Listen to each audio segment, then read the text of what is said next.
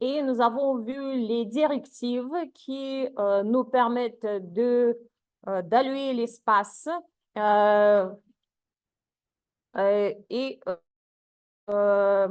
aussi, nous avons vu les directives pour aligner les accès mémoire. Et maintenant, on va regarder les instructions qui permettent d'accéder aux opérandes qui sont stockés en mémoire. Donc, lecture et écriture.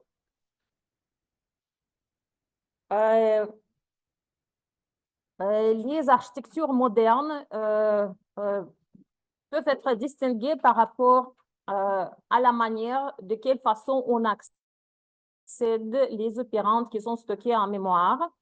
Les architectures load store interdit à toutes les instructions d'accéder les opérandes en mémoire. C'est seulement les deux types d'instructions qui peuvent accéder ces opérandes. Ce sont les opérations load et store. Ce qui est le cas de l'architecture RISC-V. Les architectures comme x86 et PEP8 que vous avez entendu parler, processeur qui a été utilisé pour ce cours au département d'informatique à l'UQAM. Donc, ça, c'est l'exemple de l'architecture registre-mémoire. Dans ces architectures, la plupart des instructions peuvent accéder à la mémoire. Les instructions load et store de l'architecture RISC-V sont de type I, immédiate. Voici la syntaxe. Il existe les différentes versions d'instructions load et store, load byte, load half word, load word. Donc, mais ces instructions varient seulement par rapport à la taille de l'unité qui est accessible en mémoire. Donc, load byte permet de lire le contenu d'un octet qui est stocké en mémoire. Comme vous voyez ici, la syntaxe, c'est load byte. Registre RD va contenir le contenu de l'opérande qui est stocké en mémoire. C'est registre de destination. L'adresse de l'opérande est spécifiée par offset et dans les parenthèses, on spécifie notre registre RS1. Registre RS1 contient adresse de base. Vous savez déjà que dans les langages de programmation de haut niveau, la structure de données tableau est intégrée au langage comme array, existe dans tous les langages de programmation. Un tableau est défini par adresse de son premier élément. Donc, et comment on accède aux autres éléments, puisque l'allocation de la mémoire pour des tableaux est effectuée de manière contiguë, en sachant adresse du premier élément et index, position d'élément qu'on veut accéder, on peut facilement calculer l'adresse de l'élément. Donc, on ajoute la première adresse plus le déplacement par rapport à cette adresse. Et c'est ce qui est exprimé dans le code de bas niveau avec offset et RS1. RS1 contient l'adresse de base et par la suite, à cette adresse, on ajoute le déplacement pour former l'adresse effective. En langage machine, notre offset est encodé dans le champ immédiate sur 12 bits de manière signée. Donc, on peut ajouter ou on peut soustraire. Dans ce cas, on va accéder à adresse dans l'autre sens d'allocation. Décalage peut être 0. Dans ce cas, on peut spécifier dans notre registre adresse absolue et modifier ces adresses pour accéder aussi les mémoires, la mémoire. Donc, c'est ça la formule, comment on calcule l'adresse mémoire effective. L'exemple, load byte 4 S1 et S0. Ici, qu'est-ce qu'on fait? S0, c'est le registre de destination où on place le résultat.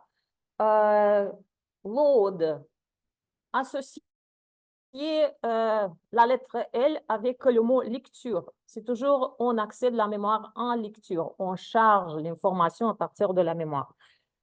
Et l'opérande qui est accédé est défini par adresse. Donc, ici, le contenu du registre S1 en addition avec le déplacement qui vaut 4, on forme adresse et la machine, les circuits vont effectuer les actions pour accéder à adresse spécifiée et de fournir au processeur le contenu de cette adresse et cette adresse, ce contenu va être chargé dans le registre S0 pour compléter l'exécution de cette instruction.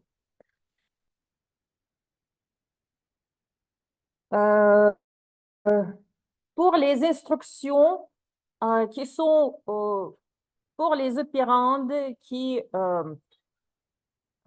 sont exprimés sur 1 octet, 2 octets. Donc, il faut gérer le signe parce que c'est ça, c'est les registres dans l'architecture RISC-V 32 utilise 32 bits. Sont de taille de 32 bits. Dans l'architecture RISC-V 64, nous avons des registres de 64 bits. Et lorsqu'on charge un octet dans un registre, il faut quand même de décider de quelle façon les autres bits doivent être comme complétés. Donc, c'est de quelle façon on fait l'extension de la valeur chargée. L'exemple, octet 0A, octet FF. De quelle façon ces deux octets doivent être chargés au registre qui est composé de 8 octets. Donc, il y a les stratégies différentes. Si on utilise le chargement non signé, dans ce cas, il faut compléter tous les autres bits avec 0. Dans ce cas, 0A, cet octet va être représenté sur 64 bits par la chaîne suivante. C'est tous les zéros on ajoute. Et l'interprétation de cette valeur ici avec un codage non signé, ça va nous donner la valeur 10. FF, donc si on fait l'extension non signée, on complète avec 0, ça va nous donner la représentation de la valeur positive 255. Si on prend en considération le bit le plus significatif pour faire l'extension signée du signe, dans ce cas, 0A quand même va nous donner encore la valeur positive 10. Par contre, octet FF étendu de manière signée va encoder la valeur moins 1. Donc,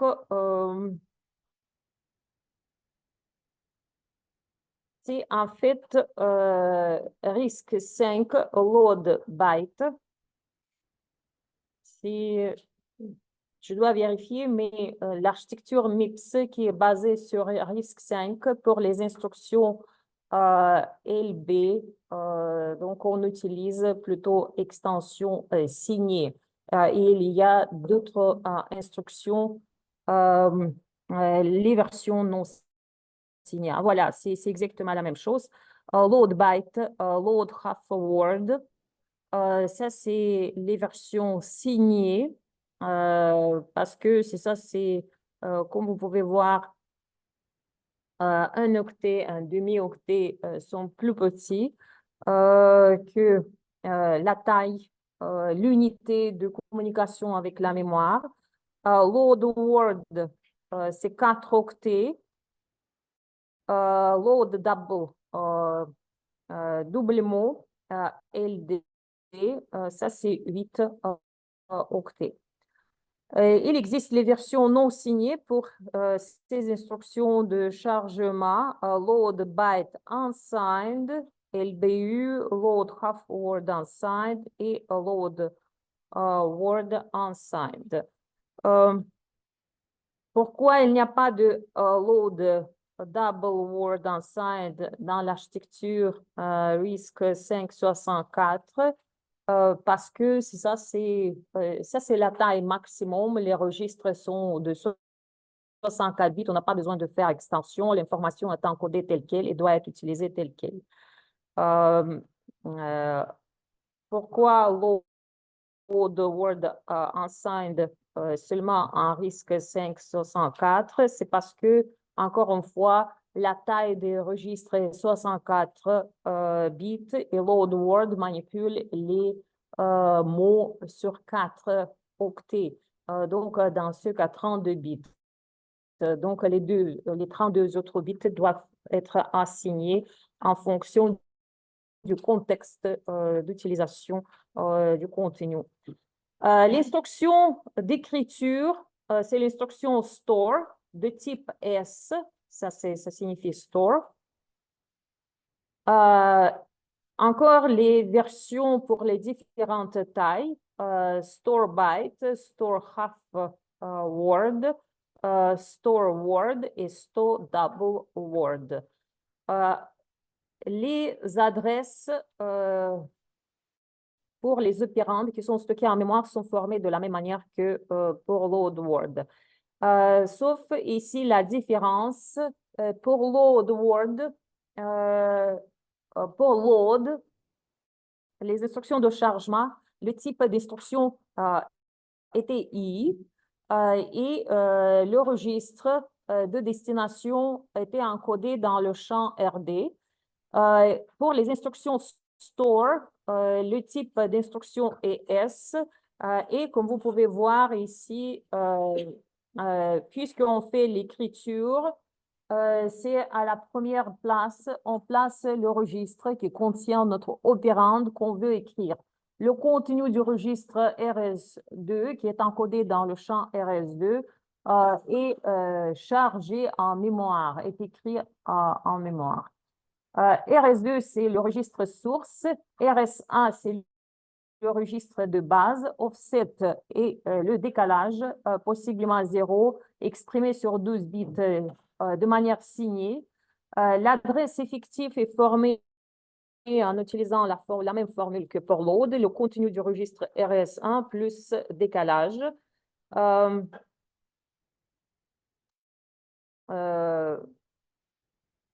Et question, y a-t-il une version non signée?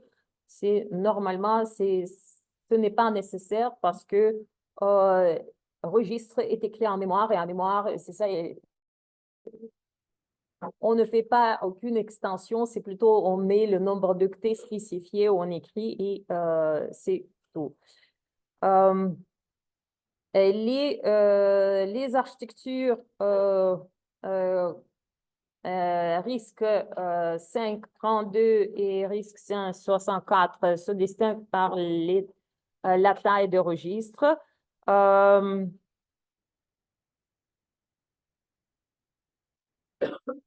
Pour effectuer les opérations d'écriture et lecture, donc il faut sauvegarder l'information. Donc, il faut lire ou sauvegarder entièrement un registre et il faut, pour pouvoir effectuer ces opérations, il faut préparer le bon nombre d'octets en mémoire. Et il faut utiliser pour l'architecture RISC-V32 les instructions load word store word, pour architecture RISC-V64 load double store double. La question, que se passe-t-il si on utilise load word store word en RISC-V64? Ça veut dire que ici on doit faire les extensions des registres vers la taille 64 pour l'instruction load word. Store word, on ne fait rien. Si on utilise load double word, store double word dans architecture RISC-V32, ici, pour charger, il faut utiliser les deux registres. Donc, s'assurer que l'information de 64 bits puisse être lue. Pour store double, c'est encore une fois, il faut aussi enregistrer le contenu dans les deux registres pour pouvoir par la suite écrire les deux mots. Maintenant, on va parler de boutisme et alignement. Nous avons déjà vu qu'il existe les conventions pour numéroter les octets dans les entités plus grandes. Little and big end. Les lectures et écritures utilisent le boutisme de l'architecture. Par défaut, RISC-V utilise petit boutisme, c'est-à-dire que tous les octets sont numérotés à partir de petits bouts qui est la partie la moins significative. Si on interprète l'information en utilisant la notation positionnelle.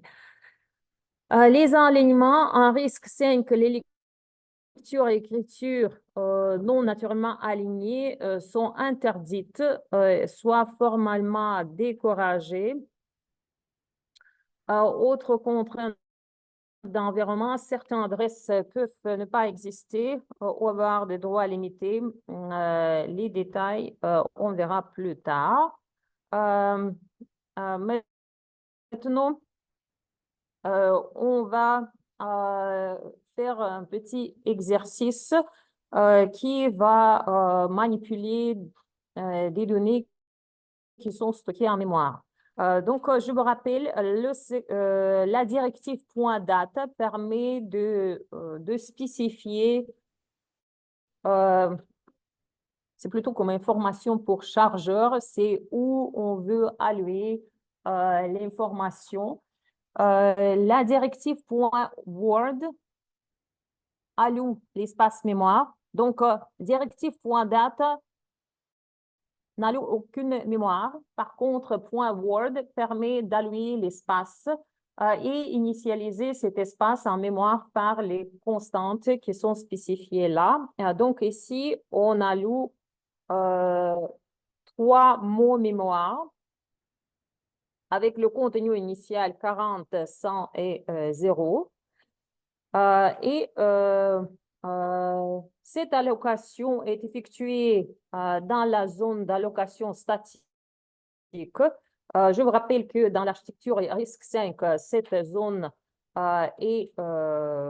commence à partir de l'adresse 1001.0000. On veut maintenant d'accéder au contenu de nos données qui sont stockées en mémoire, d'additionner les deux premiers mots et on veut écrire la somme sur le troisième mot. Ça veut dire que ici, la valeur 0 pour stocker le résultat dans ce mot mémoire et ça, c'est les données qu'on veut additionner. Je vais faire avec vous ça.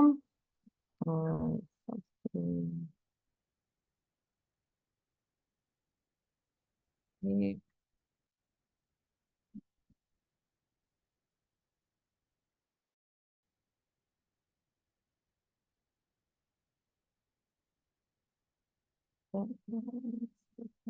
ça, c'est mon simulateur rare.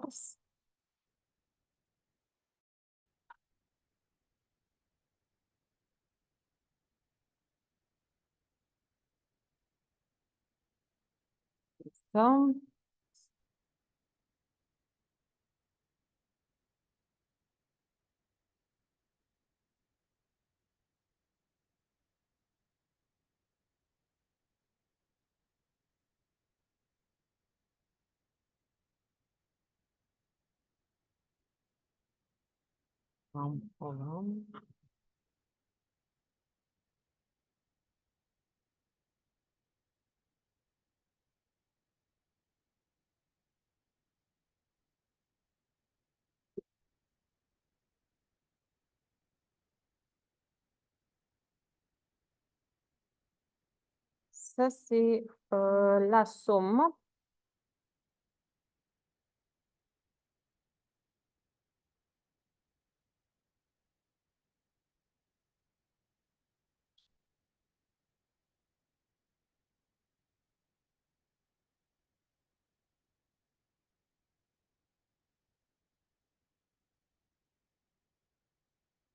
Donc,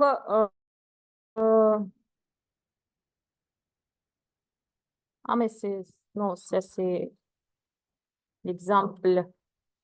Notre exemple, plutôt, c'est quelque chose de plus simple qu'on a. On va faire,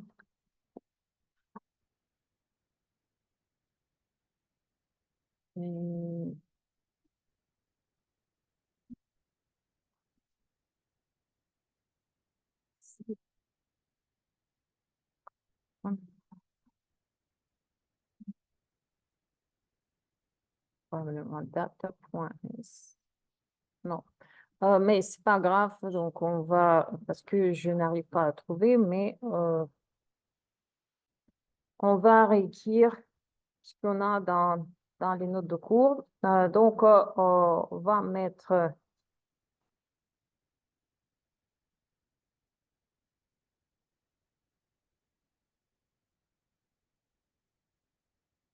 ça, c'est les déclarations. Mais comme vous pouvez voir ici, avant de commencer le code, d'abord spécifier au moins les services qu'on veut utiliser, les services du système d'exploitation.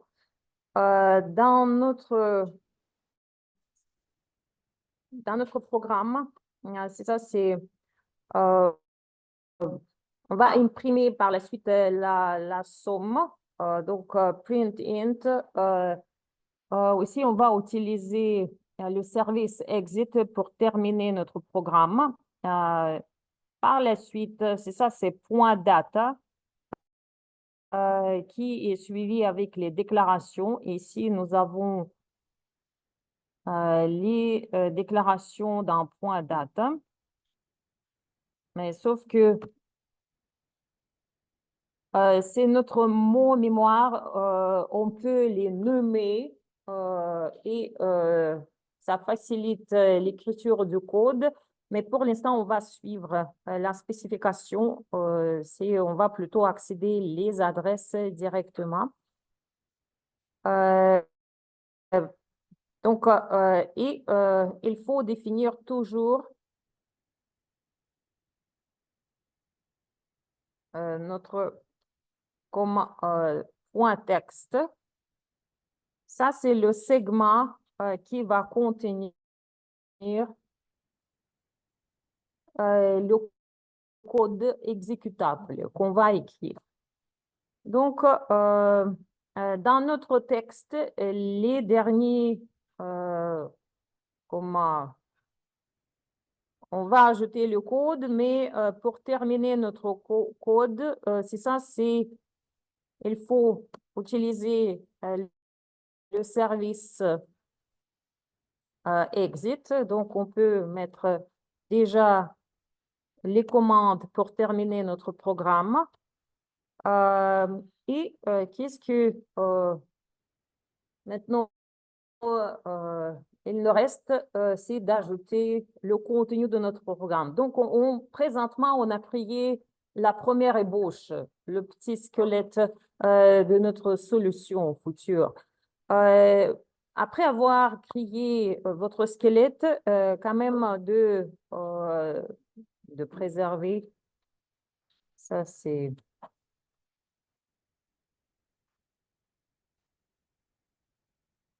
Vérifiez si votre squelette compile. Comme vous pouvez voir, pas d'erreur de la syntaxe pour l'instant. Même on peut exécuter notre programme, fait rien. Mais ça nous montre que notre première ébauche est fonctionnelle. Maintenant, on va commencer à ajouter comme le code. Mais encore avant d'ajouter le code, quand même, je veux vous montrer c'est comment les directives qu'on a dans notre code fonctionnent. Ici, comme vous pouvez voir, nous avons... Ça, c'est quoi ça?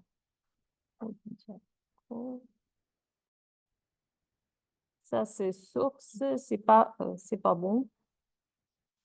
Je vais... C'est ce code que je veux exécuter. C'est dans les settings, assemble. Ah, parce que... OK. C'est pas ça.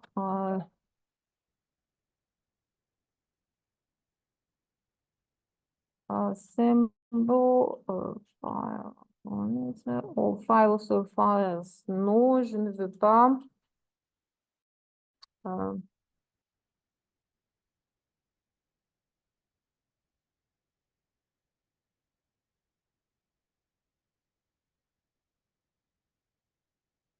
C'est ça. Parce que j'ai testé le code que je vous ai présenté la semaine passée, je n'ai pas chargé lib.s pour utiliser le code pour les appels services. Donc, chez moi, par la suite, j'ai ajouté lib. Donc, si vous ajoutez l'implémentation de lib.s ou l'implémentation des fonctions d'appel d'imprimer comme un caractère, etc. Donc, les fonctions équivalentes aux appels système avec des services, si vous chargez ça et utilisez par la suite option compile all, ça va fonctionner. Mais si vous avez plusieurs onglets ouverts, donc dans ce cas, n'oubliez pas de jouer avec Settings pour enlever cette option de compiler tous les fichiers ouverts.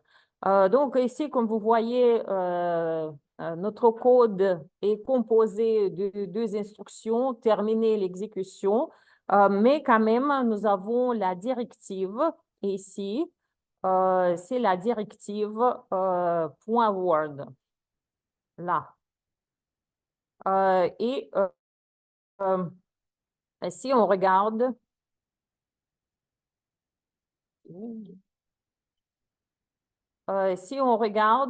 le segment, c'est ici.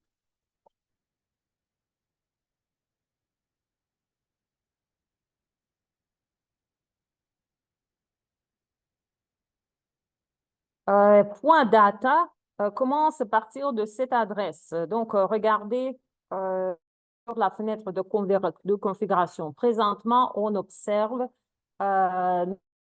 notre mémoire, la zone d'allocation statique, et on peut constater que au début de cette zone, nous avons alloué la valeur de 8 en hexadécimal. Ça correspond, si on convertit vers la base 10, 2 fois 16, ça c'est 32 plus 8, c'est 40. Ça veut dire qu'ici, on a stocké notre valeur 40 en base 10. Ça, c'est notre directive .word qui a alloué l'espace et initialisé cet espace à la valeur 40. 6,4 en hexadécimal, c'est 6 fois 16. Ça nous donne 96 plus 4, ça nous donne la valeur 100 en base 10 qui est allouée ici. Et le troisième mot mémoire, comme vous voyez, on a alloué, mais initialisé avec 0. Donc, vous observez que notre point Word bel et bien alloue l'espace mémoire avec initialisation. Maintenant, il est 10h30, donc on va faire une pause de 10 minutes.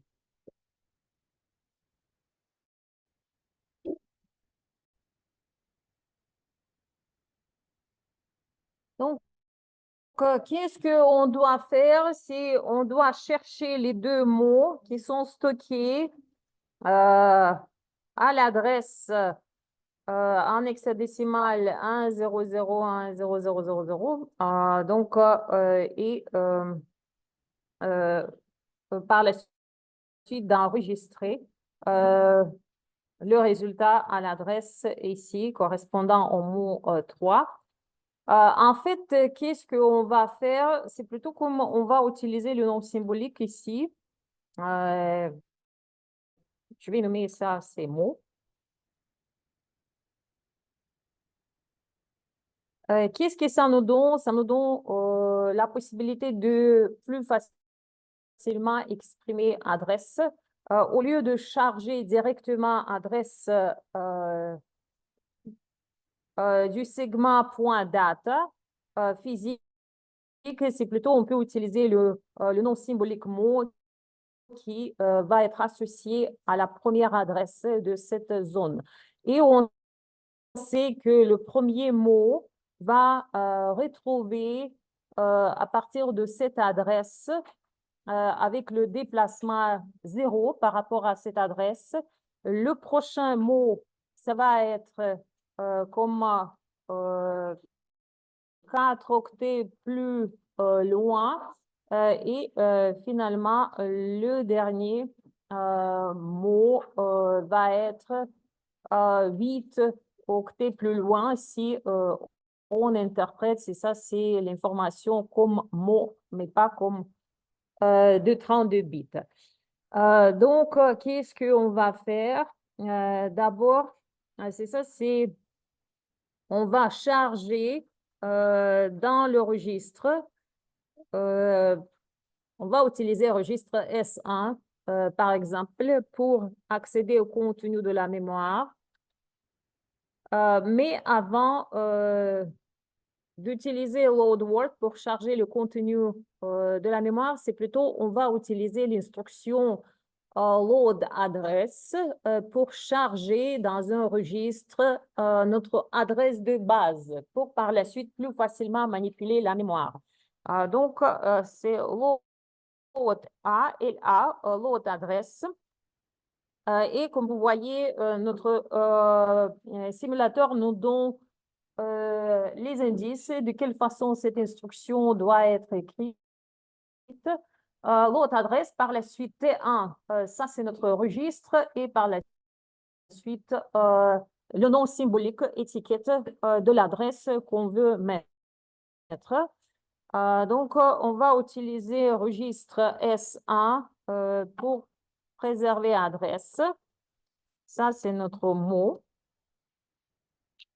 Et je vais mettre ici le commentaire.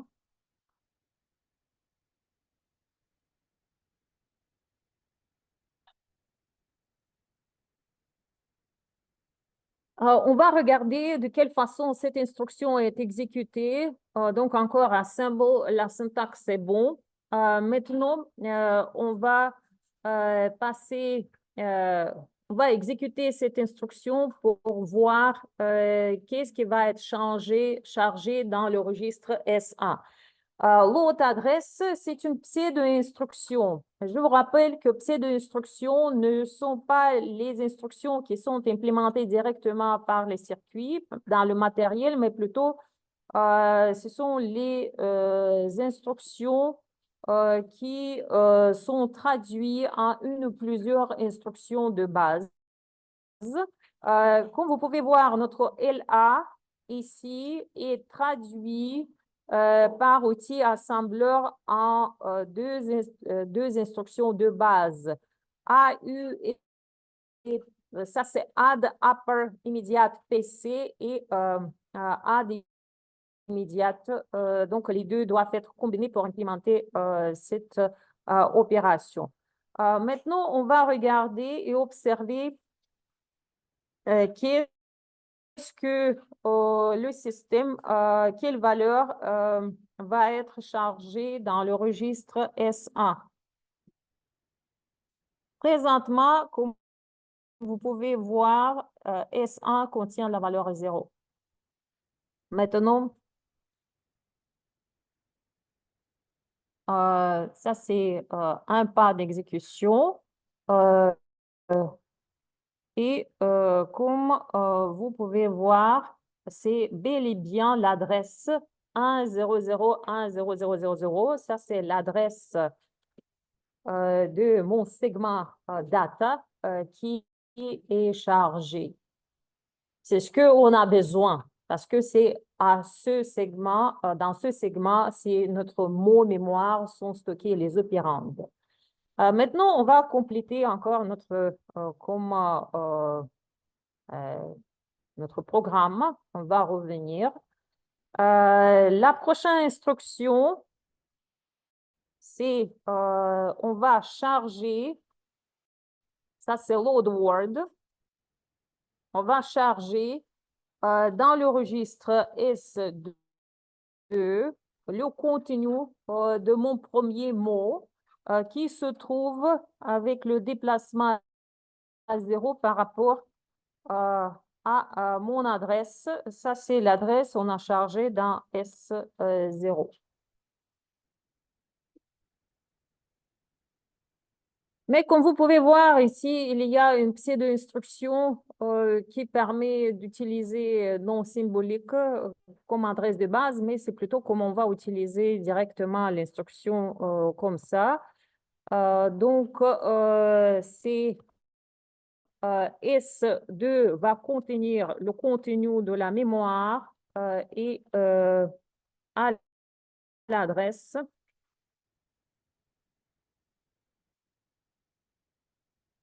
Et adresse est formée comme contenu de mon registre S1 plus 0. Donc, ça, c'est l'action. Encore une fois, on peut vérifier cette instruction si on n'exécute pas à pas. Donc, on peut constater que ça, c'est adresse est chargée. Par la suite, comme vous pouvez voir dans mon S2, dans mon S2, c'est où mon S2?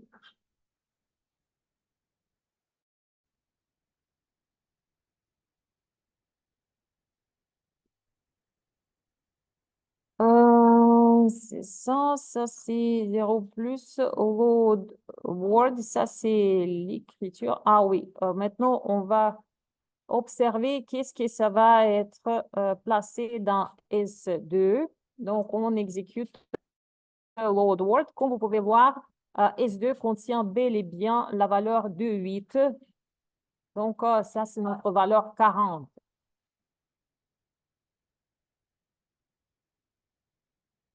Maintenant, on revient au code. Le premier mot est loup. Maintenant, on va lire le deuxième mot. C'est load word. On va utiliser le registre S3. On va accéder au prochain mot mémoire. C'est le déplacement 4. C'est le même registre de base. Par la suite, les deux opérandes sont loups. On doit additionner. On peut réutiliser l'un de deux registres. Par exemple, S2, c'est le registre de destination et on va ajouter S2 et S3. Ici, c'est registre, le contenu du registre S2 va être comment représenter, c'est le contenu de S2 plus S3, donc je ne vais pas commenter ça. Et la dernière instruction, on doit écrire le résultat qui est stocké dans S2 en mémoire. Donc, on va utiliser l'instruction store word et S2 doit être stocké à l'adresse 8 S1.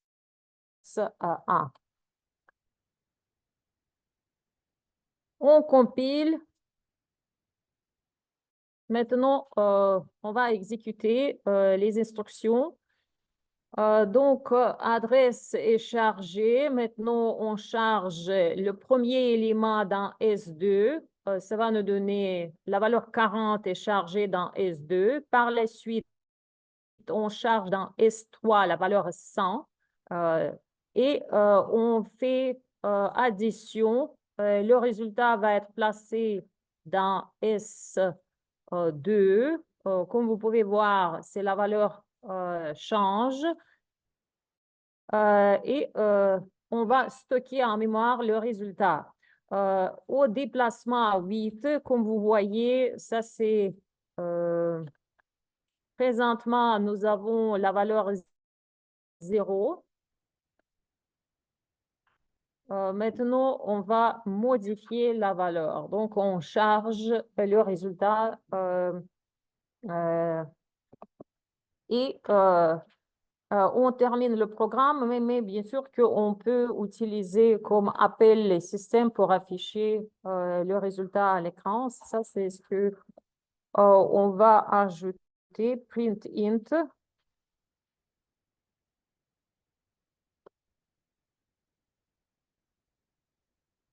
Ici, mais le résultat dans notre cas est chargé dans S2. Le résultat calculé. Donc, on va exécuter.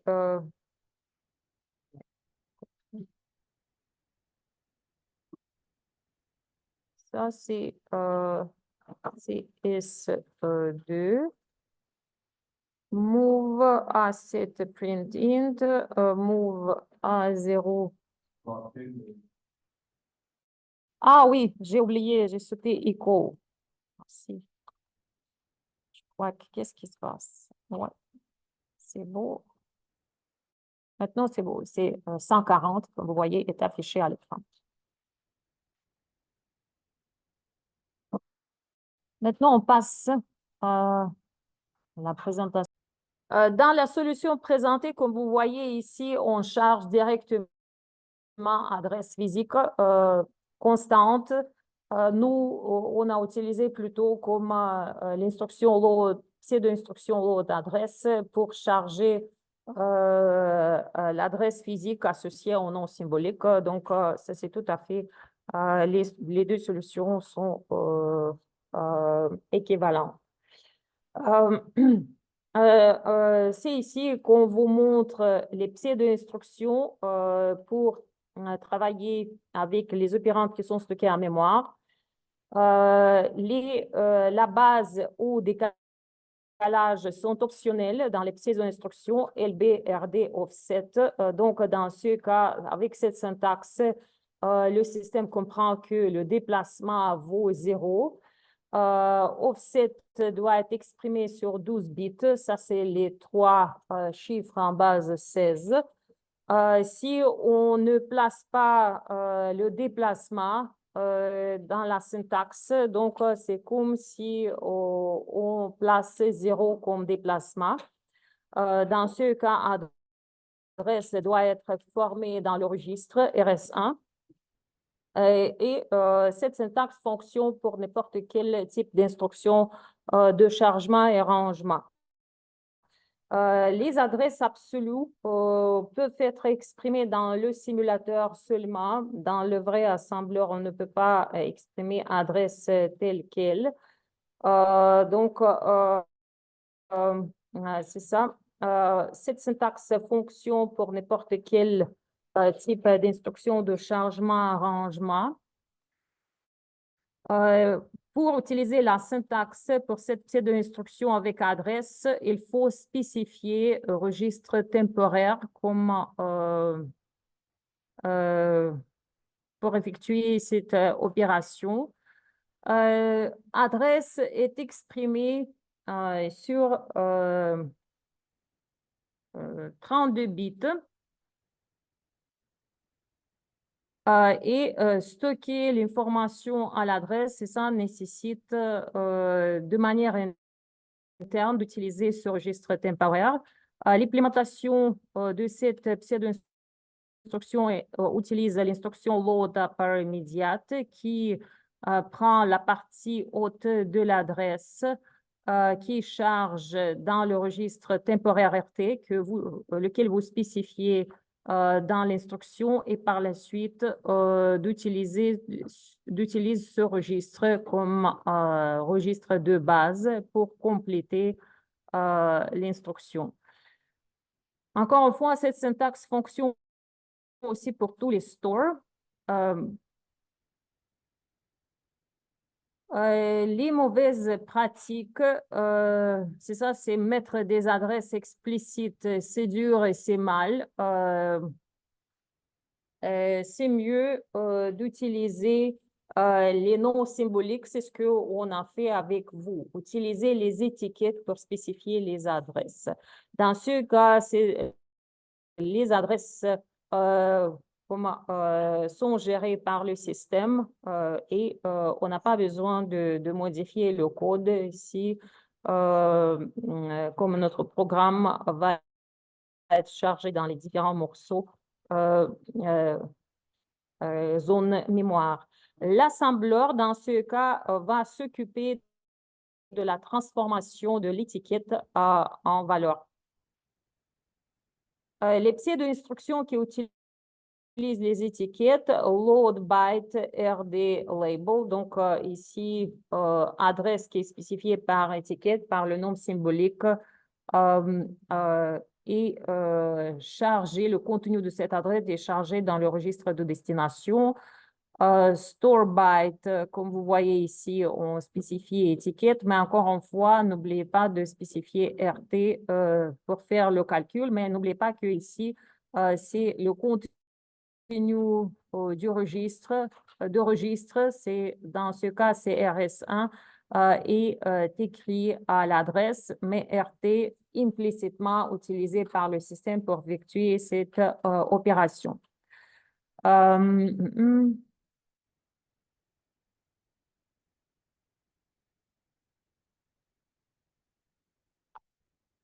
L'exemple, c'est ça, c'est load word à un taille. Donc ici, taille spécifie adresse.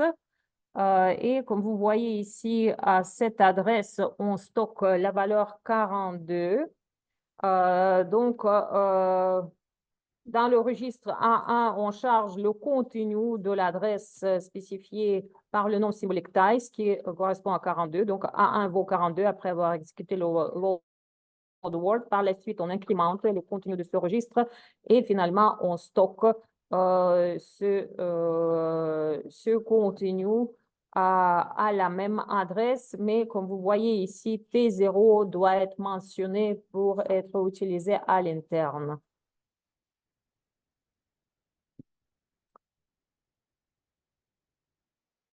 Ça, c'est l'exercice qui utilise les noms symboliques. Donc, je ne vais pas comment faire ce traitement. C'est extrêmement simple. Après avoir fait l'exemple, maintenant, au lieu d'utiliser plutôt les déplacements par rapport à l'adresse, donc de faire ce genre de calcul, ici, c'est plutôt, il faut utiliser directement la syntaxe avec les étiquettes et le système va faire les ajustements lui-même.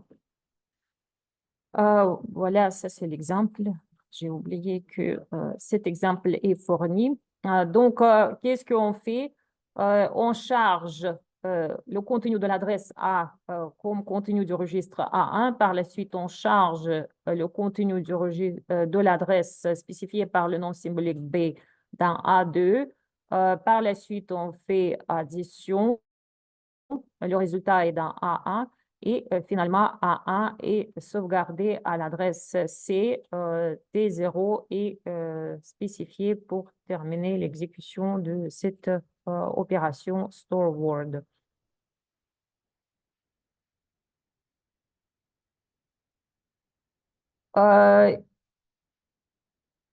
En fait, les pseudo-instructions sont différentes. Plusieurs formes de pseudo-instructions sont possibles en fonction des outils, comment fonction assembleur, éditeur de liens, chargeur dynamique. Ça dépend de la configuration et la version des outils, l'environnement d'exécution ciblé. L'implémentation dans l'environnement RARS utilise, comme nous avons déjà vu avec vous, la vraie instruction add app immediate PC. Donc, load word RD label, en fait, est traduit en deux instructions. C'est charger la partie haute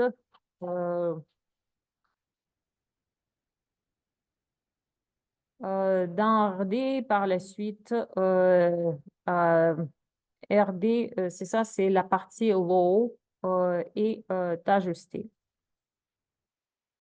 H et low sont calculés automatiquement par l'assembleur. Exercice avec l'eau d'adresse, j'ai déjà fait. C'est ça, c'est mots. Ça, faire la somme deux premiers mots à l'adresse, écrire la somme sur le troisième mot. C'est ça ce qu'on a fait avec vous, exactement ce code. Je ne veux pas discuter plus de ça. Les équivalences entre les instructions, load byte S0 label est équivalent en fait à deux instructions. C'est l'instruction, la pseudo-instruction load adresse. Donc, on charge l'adresse qui est spécifiée par le nom symbolique label comme adresse de base dans le registre S1 et ce registre utilise le déplacement 0. Donc, c'est l'adresse absolue qui est formée dans S1. Et par la suite, c'est cette adresse qui est accédée pour transférer le contenu dans le registre de destination.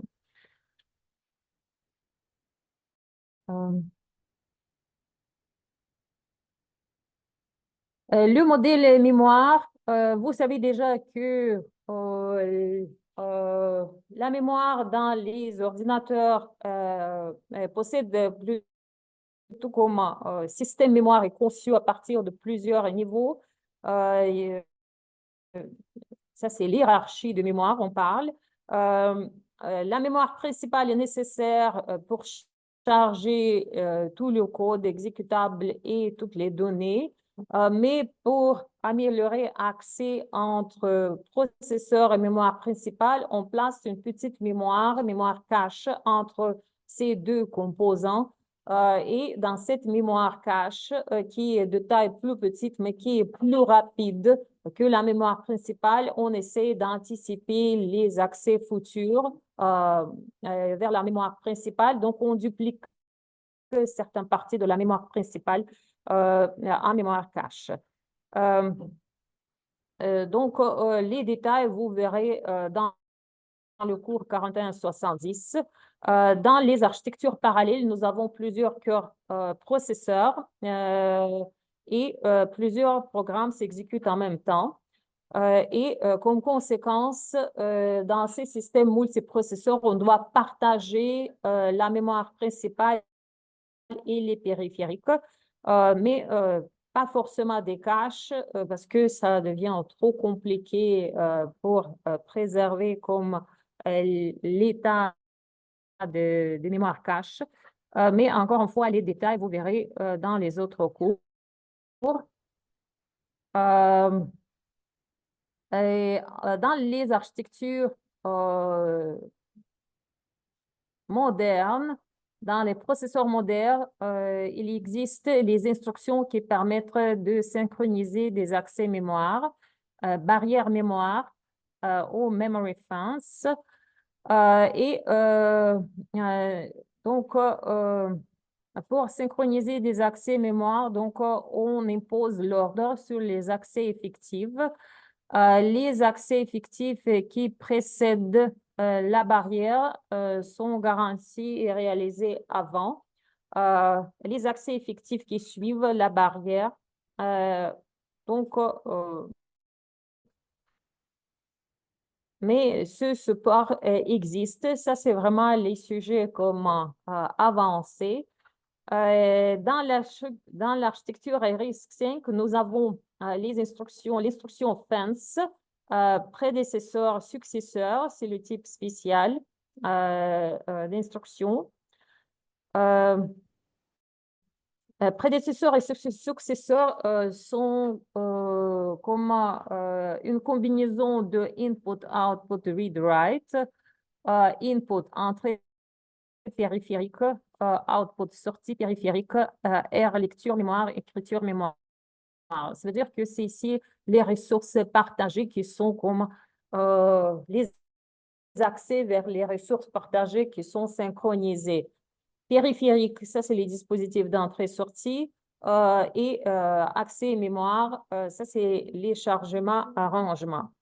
Donc, fence, cette instruction impose aux accès prédécesseurs d'avoir lieu avant les accès aux successeurs. Mais dans notre simulateur, cette instruction n'est pas supportée, donc on ne va pas comme plutôt de trop passer de temps sur ces choses. Il existe la pseudo-instruction fence tout seul qui est équivalent à input, output, read, write. C'est la barrière totale mémoire et entrée-sortie. Et maintenant, on va passer au tableau et pointeur. Donc, un pointeur, c'est une donnée qui contient une adresse mémoire. En C, C++, on utilise ce terme tel quel, pointeur. En Java, on utilise plutôt le terme référence pour indiquer comme adresse.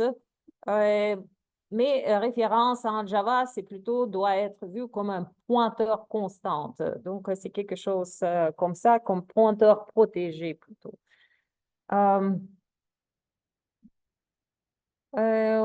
Pour exprimer des adresses, une adresse, utiliser la base hexadécimale.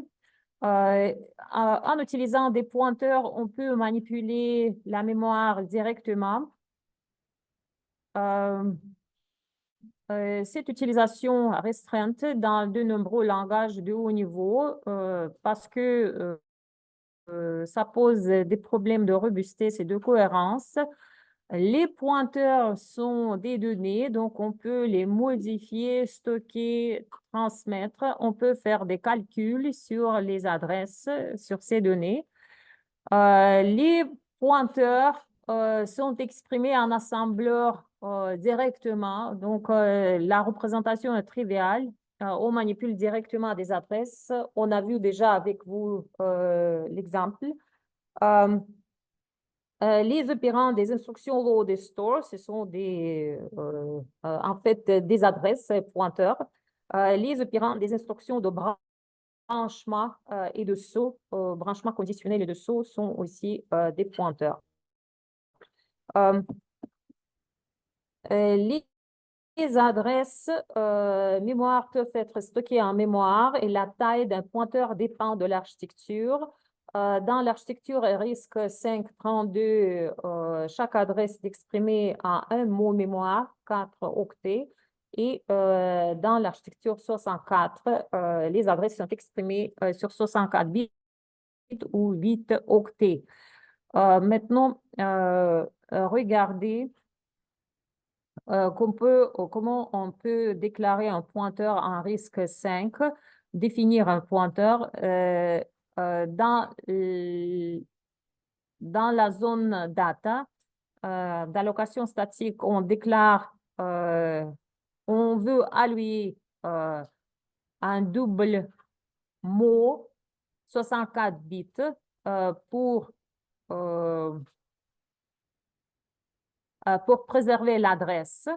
Comme vous voyez ici, adresse constante qui est stockée dans la variable comme à l'adresse pointeur est spécifiée par le nom symbolique. Et date, ici, comme vous voyez, ça c'est étiquette qui est associée avec adresse mémoire qu'on alloue avec la directive des Word qui contient la valeur 42. Et maintenant, comment on peut manipuler les données en utilisant notre pointeur. Ici, adresse correspondant à notre nom symbolique pointeur, pardon, est chargé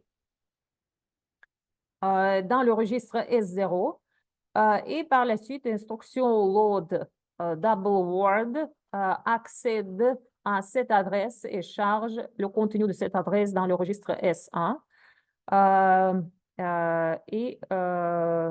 Donc, ça, c'est le contenu de notre pointeur. Maintenant, c'est ça, c'est avec load word a été chargé dans le registre S1 et par la suite, ce registre est utilisé comme adresse de base pour accéder au contenu de notre pointeur et le contenu est chargé dans S2. Ça, c'est ici, on a implémenté comme l'opération de référence. Ça veut dire que vous savez déjà que en langage, par exemple, les C, c'est ça, c'est notre variable de type pointeur contient adresse. Mais on peut appliquer l'opérateur de déréférencement, c'est-à-dire que opérateur étoile, qui va accéder au contenu. Donc, c'est ce qui est exprimé ici en langage d'assemblage, cette opération. Comment on stocke des pointeurs? La taille varie en fonction de l'architecture qu'on utilise. Il faut préparer l'espace mémoire de taille appropriée et par la suite, on peut utiliser les instructions qui manipulent cette taille appropriée dans les architectures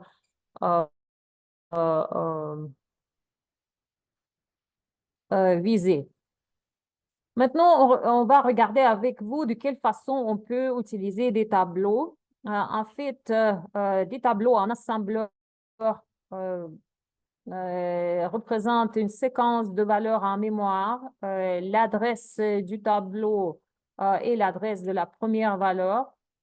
Et en langage d'assemblage, vous devez gérer tous les détails. Il n'y a pas d'instruction machine qui est dédiée pour manipuler des tableaux. Les données sont stockées dans votre tableau. Le nombre d'éléments effectivement stockés dans votre tableau doit être géré par vous.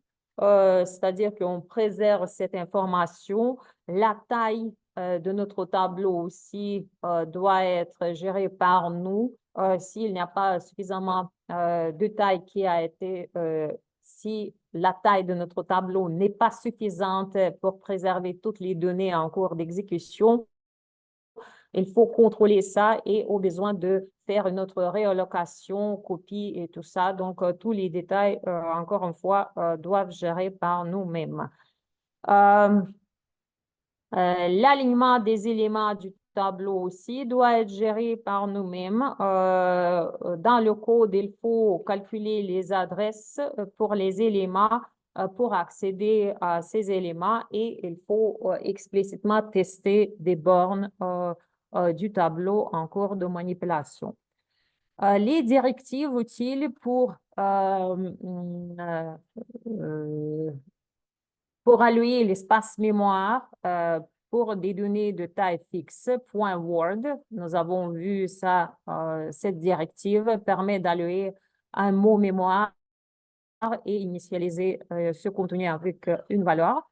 La directive .uqv n'alloue pas aucune mémoire, c'est plutôt est utilisé pour spécifier des constantes pour rendre notre code plus compréhensible. Donc, on peut spécifier, utiliser uqv pour spécifier des constantes, une constante qui spécifie la taille en octets ou en nombre d'éléments. Voici l'exemple de quelle façon on peut déclarer un tableau. Encore une fois, toutes les variables constantes, on va allouer dans le segment data.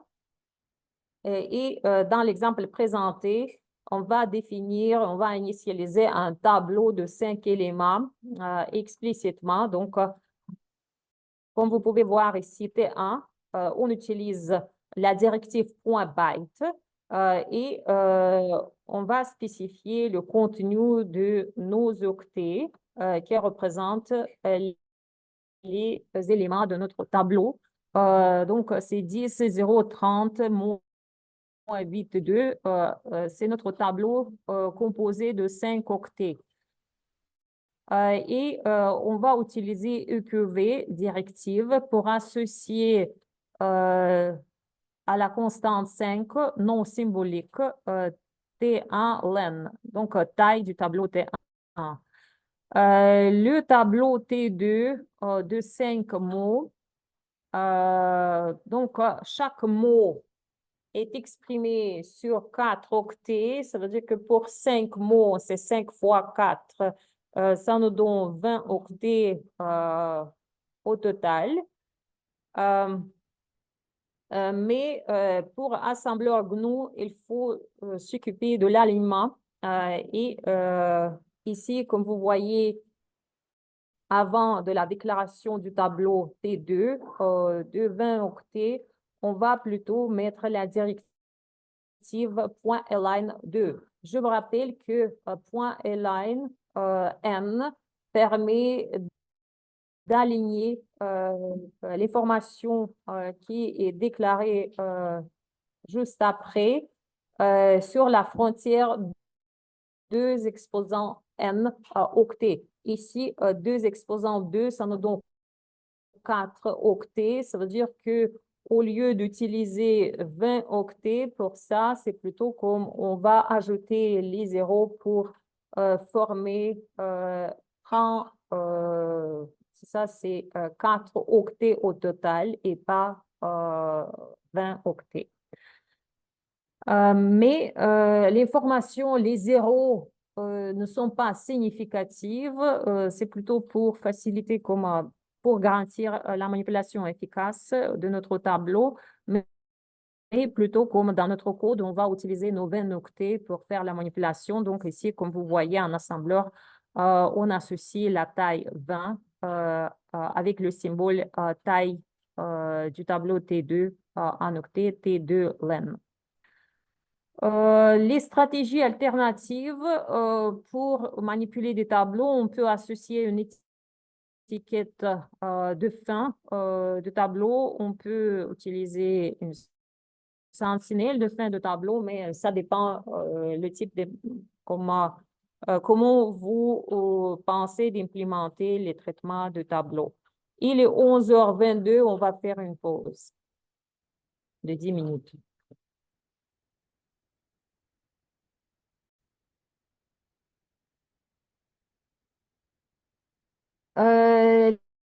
L'exercice, écrire un programme somme.c, calculer et afficher la somme des 10 éléments du tableau data. Merci. Cet exercice, c'est 2 exercices que vous allez faire dans votre lab. Donc, s'il me reste le temps, on va revenir vers ces exercices. Maximum, modifier le programme pour afficher également l'élément le plus grand du tableau. Mais je crois que calculer et afficher la somme des 10 éléments du tableau, ce programme, quand même, j'ai dans mon rares dans mon simulateur.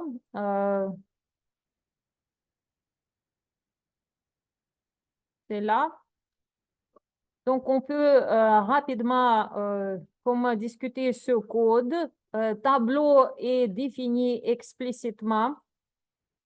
Comme vous voyez, chaque élément du tableau est défini par la directive .word. C'est 4 octets. Donc, tableau, la longueur du tableau est définie en nombre d'éléments. C'est tablen. Et comment on calcule la somme? En langage d'assemblage, c'est le premier bloc dans la zone texte doit être les instructions qui permettent d'initialiser les variables et constantes. Donc, S0 registre est utilisé pour accumuler, pour calculer la somme. Ça veut dire que ici notre variable somme est associée avec registre S0. S1, ça c'est adresse de l'élément courant. Initialement, comme vous voyez, adresse est initialisée au premier élément. Et constante tablen, c'est le nombre d'éléments à traiter et comme placé dans le registre S2. Par la suite, vous commencez le traitement répétitif. Pour faire la somme, il faut parcourir élément par élément dans notre tableau et faire la sommation. Donc, on va exprimer ici la structure de contrôle, la boucle, c'est plutôt comme, c'est do while. Ça veut dire qu'on fait quelque chose et après avoir exécuté au moins une fois cœur de la boucle, donc à la fin, on fait, comme on vérifie la condition d'arrêt. Donc, comme vous pouvez voir ici, on commence notre boucle avec l'étiquette loop et on exécute le corps de la boucle la première fois. Donc, on charge la valeur de l'élément courant. S1 est initialisé avec l'adresse du premier élément. Donc, on charge cet élément dans S3. Par la suite, on accumule, on ajoute cette valeur à S0 qui est associée avec la somme. Par la suite, comme vous voyez ici, on va faire en addition 4 pour passer au prochain élément. Les éléments sont spécifiés sur des mots. C'est 4 octets. Ça veut dire que le prochain élément va retrouver avec le déplacement plus 4. Donc, c'est ce qu'on addition à S1. Par la suite, notre compteur d'éléments, qui est le contenu de S2, est décrémenté. Et la condition branch greater than 0. Donc, tant que notre compteur d'éléments est plus grand ou égal à 0, donc on saute à l'étiquette loop. On répète notre corps de la boucle. Après avoir terminé, ça veut dire que dès que cette condition va être évaluée à faux, on va continuer l'exécution séquentielle. Le résultat est dans S0, donc on place dans A0, S0, on appelle equal pour imprimer le résultat et on termine le programme. Maintenant, c'est ça, c'est la présentation. Le deuxième exercice, vous allez faire là. Maintenant, on va parler de comment on peut manipuler des chaînes de caractères. Je vous rappelle que les chaînes de caractères sont encodées par des tables d'encodage. Table d'encodage ASCII initialement a été utilisée pour encoder des caractères. C'est un code binaire sur 7 bits a été associé à chaque caractère. Les chaînes de caractères sont encodées comme une séquence de code ASCII associée à chacun des caractères. Les chaînes peuvent être stockés en mémoire sur disque. La convention C, le caractère nul, ça c'est le symbole ASCII. Et les caractères en langage d'assemblage et dans la plupart des langages de programmation sont spécifiés par les simples guillemets, les constantes littérales textuelles. C'est /0, ça c'est le caractère nul qui marque la fin d'une chaîne. Ça, c'est la table d'encodage ASCII qui associe un code binaire au caractère.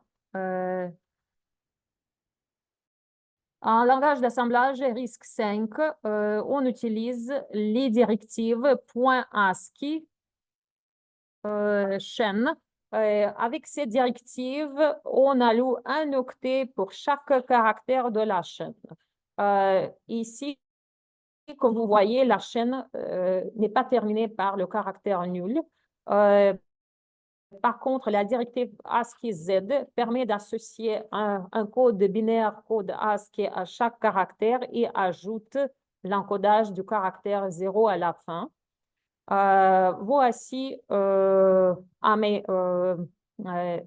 ça c'est aléa. .string, cette directive, en fait, c'est un synonyme de .ASCII Z pour clarifier le code. Ça alloue un code ASCII à chaque caractère et inclut le caractère nul dans l'encodage. Les exemples, .ASCII hello. En mémoire, on verra ça.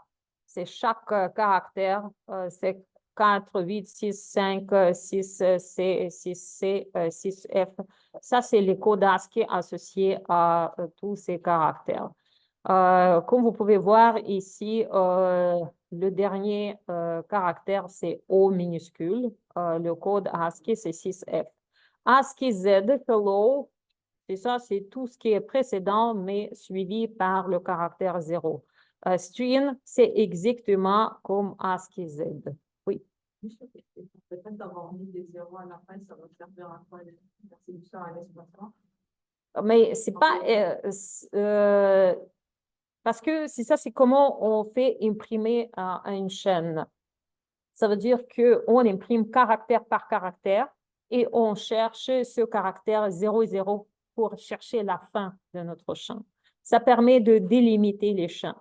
Et si vous ne mettez pas 0,0, ça veut dire que ça va être comme print string, quelque chose comme ça. Ça va imprimer tous les caractères jusqu'à ce qu'on trouve 0 quelque part. Donc, boutisme et alignement, pas de contraintes car ce sont des séquences d'octets.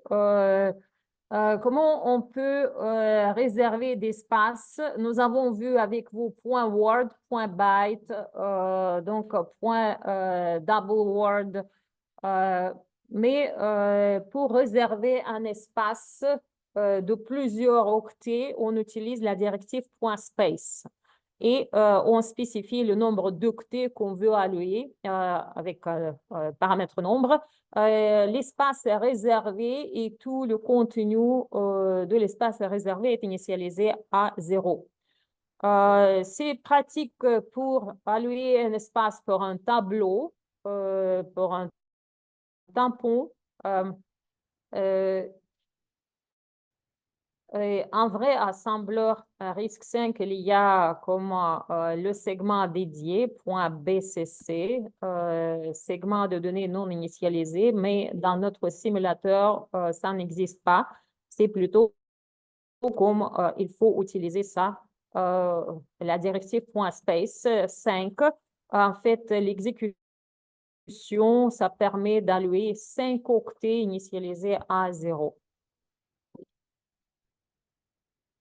Les appels système rares, en plus ce qu'on a vu précédemment, print string string A7 doit prendre la valeur 4, c'est le numéro du service. Entrée A0, c'est l'adresse de la chaîne à afficher.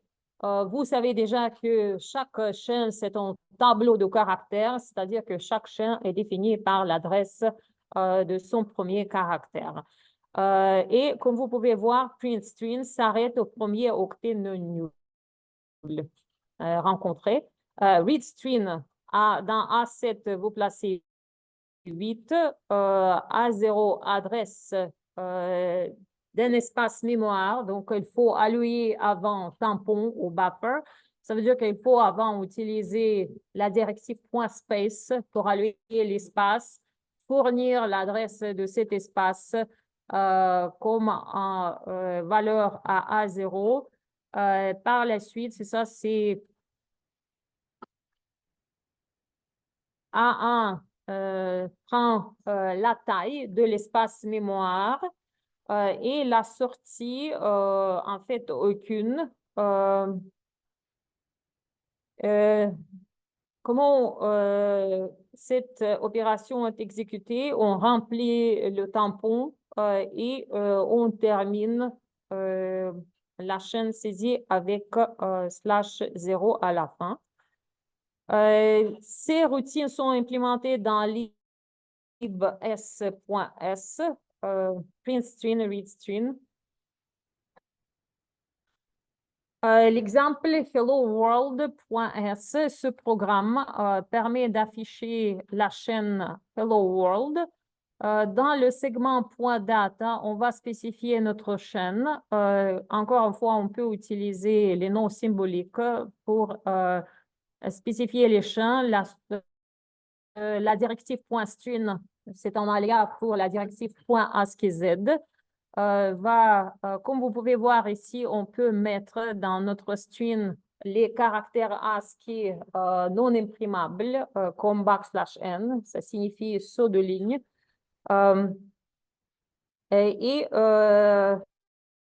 Et ici, c'est ça, c'est dans le code. On charge 4 dans A7 pour imprimer une chaîne. Par la suite, on charge dans A0 l'adresse du premier caractère de notre chaîne, hello string. Equal va imprimer cette chaîne et on termine le programme. Dans les exercices, vous pouvez pratiquer ça vous-même. Il y a le lien vers les programmes. Vous pouvez regarder le code. On peut recoder cet exemple en utilisant la routine print string de libs. Echo.s lit une ligne sur un saisie et affiche 2 fois le résultat loup. Encore une fois, vous pouvez recoder cet exemple en utilisant les routines de libs. Ça, c'est la comparaison des routines dans le système rare, c'est Linux. Donc,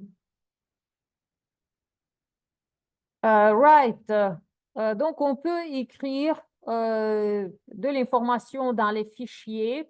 Donc, dans RARS, on utilise comme le numéro du service 64 qui doit être placé dans 7. A0, c'est le descripteur de fichier. Donc, il faut mettre 1 pour le système RARS, pour le simulateur. A1, adresse mémoire du tampon.